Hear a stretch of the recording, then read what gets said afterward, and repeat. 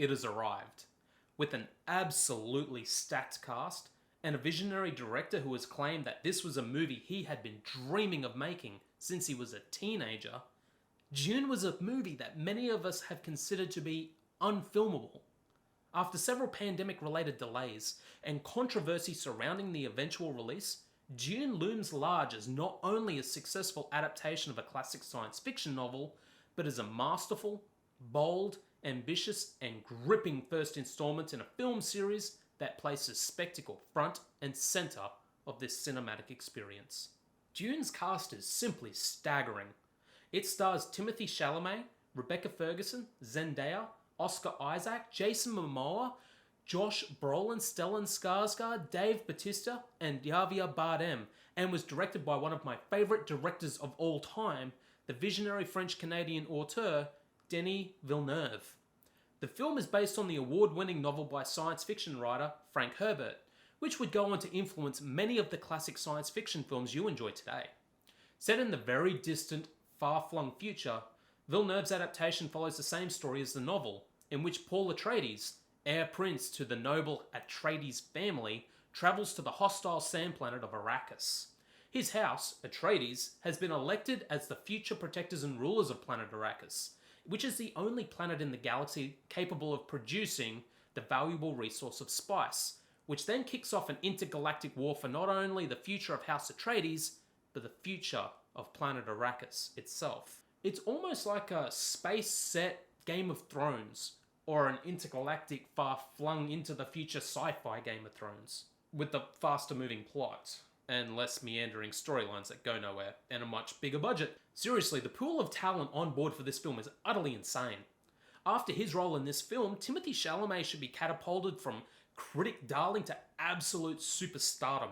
His range and presence is incredible, with his character, Paul Atreides, portraying the regal authority of a prince without becoming an insufferable or unrelatable character. It's a fascinating high-wire act that a lesser actor would be utterly incapable of. I've also loved everything Rebecca Ferguson has ever been in, ever. So I was delighted when I discovered she would be in this film. Her role is actually quite sizable, and the film very much belongs to her and Chalamet. One actor who has been advertised as being in the film a lot, but was only really relegated to several scenes, was Zendaya. But considering this is part 1 of 2, with the potential of a trilogy, this makes sense. Her presence is felt, but definitely more of a setup for the confirmed sequel. The special effects in Dune are simply incredible. The world of Dune feels lived in, futuristic and also ancient, which I find utterly fascinating. Everything from the design of the interplanetary ships to the spice harvesters has been meticulously designed, and nothing looks like it doesn't belong. The special effects are simply flawless and tie together the harsh, almost minimalistic set design. In a world where movies like The Matrix and Star Wars and Star Trek and even other Dune adaptations exist, it's crazy that the production design still manages to find a unique visual direction to take the film in, and that's clearly down to the fact that the movie was 100% a labour of love for director Denis Villeneuve. This is a movie that will consistently, minute by minute, blow you away with the incredible scope and design of the world on display, and in no other way I can actually explain, is epic. This world feels real, alien, ancient, and epic in scope. If you've seen the trailers for the film, you've likely seen the massive sandworms that Dune was known for. I love that in the film these creatures weren't treated like monsters. They were certainly to be feared, but also respected in an almost godlike way. And that really was shown in how Denis Villeneuve approached the source material. Through shot composition, Villeneuve is able to convey the sheer immensity of the world of Dune by keeping things we already understand and comprehend the size of in frame. Guillermo del Toro understood this philosophy when directing Pacific Rim, but here, in Dune, the scale is used to incredible effect to show how majestic or how dangerous the world of Arrakis truly is. This world is massive in terms of scope, scale, and depth, and it's all authentically communicated through the solid foundations of filmmaking. The only movie I can list off the top of my head that even managed to show a world this well conceived and constructed was probably the original Matrix, which was also very much a labour of love for its filmmakers. It's early days, but the special effects and art design in Dune won't age, and will continue to look incredible long past this decade. A large part of why this movie works as well as it does for me is not only because of the incredibly talented cast, and not only because of the mind-bogglingly beautiful visuals, but the utterly fascinating and brain-melting soundtrack by legendary composer Hans Zimmer.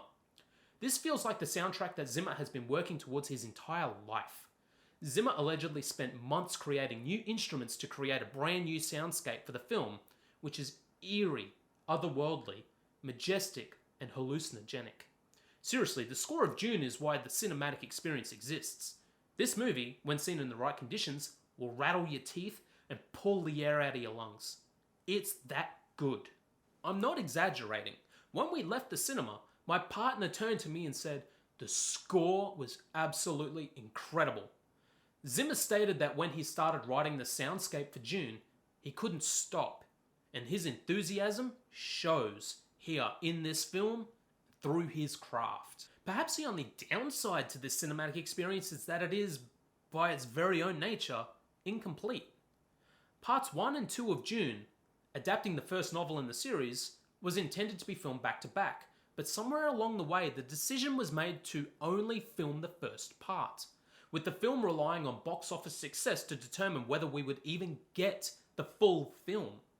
Thankfully, probably due to its success in both the cinema and its day-and-date release on streaming, the sequel has been greenlit, and we should be getting at least the conclusion to this particular story, with the potential third film in the works, adapting the second novel in the series to conclude the story of Paul Atreides. If you didn't get the chance to watch Dune at the cinemas, I highly recommend you try to watch this on the biggest screen in the best sound you possibly can. This is not the sort of film you want to watch while messing around on your phone or chatting with friends throughout. This is the type of cinematic experience that doesn't come around very often. A movie that is utterly colossal in scale, created from absolute masters in their field.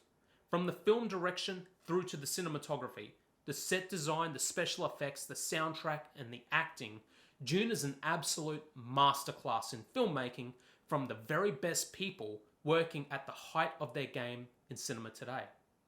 I give Dune a solid A. If it had been a full, complete ending, this would have been the perfect score for me. The lack of resolution hurts the film in its final moments, but the promise of a conclusion leaves me anxious to return to the world of Dune, with its spice planes and godlike worms, hopefully sooner rather than later. So, have you seen Dune yet? What did you think? If you haven't, go watch it as quickly as you can. Let me know in the comments below, and as always, if you've liked what you've seen, you want to see more, like and subscribe, and I'll have more content coming soon. Later days.